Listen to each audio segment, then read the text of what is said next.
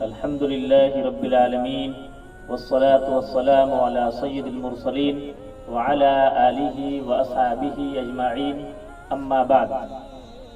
محترم سامعین، قرآن مجید میں اللہ تعالیٰ نے جگہ جگہ انفاق پر، اللہ کی راہ میں زیادہ سے زیادہ مال خرچ کرنے پر ابھارا ہے، اکسایا ہے۔ کہیں فرمایا لن تنالوا البر حتى تنفقوا مما تحبون، تم نیکی کے مقام کو نہیں پا سکتے جب تک کہ اپنی پسندیدہ اور محبوب چیزوں میں سے خرچ نہ کر دو۔ کہیں فرمایا ان اللہ اشترى من المؤمنین انفسهم واموالهم بان لهم الجنہ، اللہ نے ایمان والوں سے جنت کے بدلے ان کی جانوں اور مالوں کا سودا کر لیا۔ کہیں فرمایا من ذا الذی یقرض اللہ قرضا حسنا فیضاعفہ لہ ولہ اجر کریم، کون ہے جو اللہ کو قرض حسن دے، اچھا قرض، تو اللہ اسے کئی گنا بڑھا چڑھا کر اسے عطا فرمائے اور اسے اجر کریم عطا کرے، بہترین اجر دے۔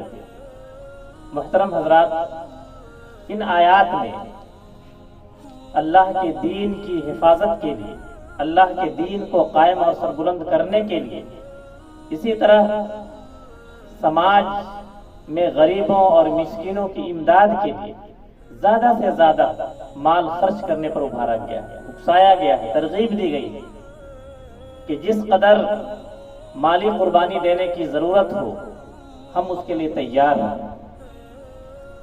یہی وجہ ہے کہ جب صحابہ کرام نے پوچھا کہ ماذا ينفقون، وہ کیا خرچ کریں، کتنا خرچ کریں، تو اللہ تعالیٰ نے فرمایا قل العفو، اے نبی صلی اللہ علیہ وسلم کہہ دو کہ ضرورت سے زائد جو بھی مال ہے اسے اللہ کی راہ میں خرچ کر دو۔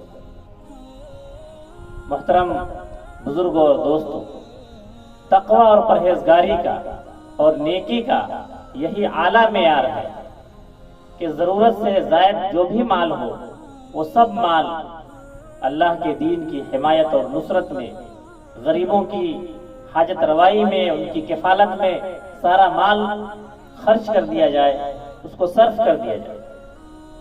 لیکن ظاہر ہے کہ سارے مسلمان تقوی اور نیکی کے اس اعلیٰ معیار پر قائم نہیں ہو سکتے، اسی لیے اسلام نے انفاق کا، اللہ کی راہ میں خرچ کرنے کا ایک ادنا معیار بھی قائم کیا ہے، جس کو ہم زکوٰۃ کہتے ہیں، جس کے بغیر آدمی کا ایمان معتبر نہیں ہوتا۔ لیکن ظاہر بات ہے کہ صرف زکوٰۃ سے اللہ کے دین کی نصرت اور حمایت، اللہ کے دین کی حفاظت اور اقامت، غریبوں کی کفالت کا مقصد اور اس کی ضرورت پوری نہیں ہو سکتی۔ اسی لیے اللہ کے نبی صلی اللہ علیہ وسلم نے فرمایا ان فی المال حقا سوى الزکاۃ، کہ مال میں، مومن کے مال میں زکوٰۃ کے سوا بھی حق ہے۔ مثال کے طور پہ ہنگامی ضرورت کے تحت اگر دین کی حفاظت کے لیے، اقامت کے لیے مال خرچ کرنے کی ضرورت ہو تو زکوٰۃ کے علاوہ بھی ہمیں زیادہ سے زیادہ اللہ کی راہ میں مال خرچ کرنے کی ضرورت ہے، اور صحابہ کرام نے اس کا نمونہ پیش کیا۔ اسی طرح سے اگر سماج میں غریبوں اور مسکینوں کی کثرت ہو تو زکوٰۃ کے علاوہ بھی زیادہ سے زیادہ مال خرچ کرنے کی ضرورت ہے۔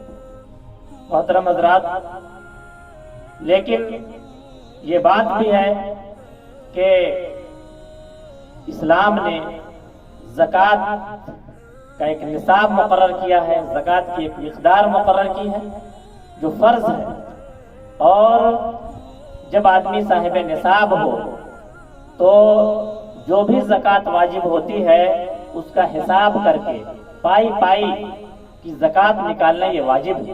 اس لیے ہمارے لیے ضروری ہے کہ ہم زکوٰۃ کے نصاب کو جانیں، زکوٰۃ کی مقدار کو جانیں۔ محترم حضرات، مختلف چیزوں کی زکوٰۃ کی مقدار اسلام نے الگ الگ مقرر کی۔ خاص طور سے سونا اور چاندی میں جو زکوٰۃ کی مقدار ہے وہ 2.5% ہے۔ اسی طرح روپیے پیسے یا نقدی میں زکوٰۃ کی مقدار 2.5% ہے۔ تجارت اور کاروبار کے مال پر 2.5% زکوٰۃ واجب ہے، لیکن زرعی پیداوار یعنی غلہ اور اناج یا پھل فروٹ وغیرہ اگر بارش کے پانی سے ہو یا نہر اور چشمے کے پانی سے ہو تو اس پر عشر ہے، یعنی 10% زکوٰۃ دینا واجب ہے۔ اور اگر مشین سے سینچائی کی گئی ہو یا کسی اور ذریعے سے محنت اور مشقت کر کے سینچا گیا ہو تو ایسی صورت میں زرعی پیداوار پر، غلہ اور اناج پر، پھل فروٹ پر 5% زکوٰۃ واجب ہوتی ہے۔ یہ زکوٰۃ کی مقدار ہے۔ اور بھی چیزوں کی زکوٰۃ ہے، لیکن ہمارے سماج میں عام طور سے سونا چاندی، روپیہ پیسے، مال تجارت اور زرعی پیداوار پر زکوٰۃ واجب ہوتی ہے، اس لیے میں نے اسی کا یہاں ذکر کیا ہے۔ اور بھی چیزیں ہیں جو ہمارے سماج سے اس کا تعلق عام طور سے نہیں ہے، اس کا ذکر ہم نے یہاں نہیں کیا۔ محترم حضرات، زکوٰۃ واجب ہونے کے لیے 2 بنیادی شرائط ہیں جو ہمارے ذہن میں رہنا چاہیے، جو ذہن نشین ہونا چاہیے۔ پہلی شرط یہ ہے کہ اگر سونا چاندی کا معاملہ ہے یا روپیے پیسے اور نقدی کا معاملہ ہے یا مال تجارت کا معاملہ ہے تو اس میں زکوٰۃ واجب ہونے کے لیے 1 سال گزرنا ضروری ہے۔ قمری سال، چاند کا جو سال ہے، محرم، صفر، ربیع الاول والا، یہ سال 1 سال گزر جائے تب زکوٰۃ واجب ہوتی ہے۔ لیکن زرعی پیداوار یعنی غلہ، اناج، پھل فروٹ وغیرہ پر زکوٰۃ واجب ہونے کے لیے سال گزرنا ضروری نہیں ہے، اس کی شرط نہیں ہے، بلکہ کٹائی کے دن ہی اس پر عشر واجب ہو جاتا ہے، زکوٰۃ واجب ہو جاتی ہے۔ اللہ تعالیٰ کا ارشاد ہے وَآتُوا حَقَّهُ يَوْمَ حَصَادِهِ کہ کٹائی کے دن اس کا حق ادا کر دو۔ دوسری شرط ہے زکوٰۃ واجب ہونے کے لیے کہ آدمی صاحب نصاب ہو، اور اللہ کے نبی صلی اللہ علیہ وسلم نے وہ تمام چیزیں جن پر زکوٰۃ واجب ہوتی ہے اس کا نصاب بیان کر دیا ہے۔ سونا چاندی کا نصاب، مال تجارت کا نصاب، زرعی پیداوار کا نصاب اور مویشیوں کا نصاب، تمام چیزوں کا نصاب اللہ کے نبی صلی اللہ علیہ وسلم نے بیان کیا ہے۔ اس کا ابھی موقع نہیں ہے، انشاءاللہ اگلے ویڈیو میں اس کی تفصیل بیان کی جائے گی۔ اللہ تعالیٰ سے دعا ہے کہ ہمیں زکوٰۃ کی اہمیت کو سمجھنے اور اس کی مقدار اور نصاب کو جاننے اور وقت پر زکوٰۃ ادا کرنے کی توفیق عطا فرمائے۔ وما توفیقی الا باللہ، علیہ توکلت و الیہ انیب۔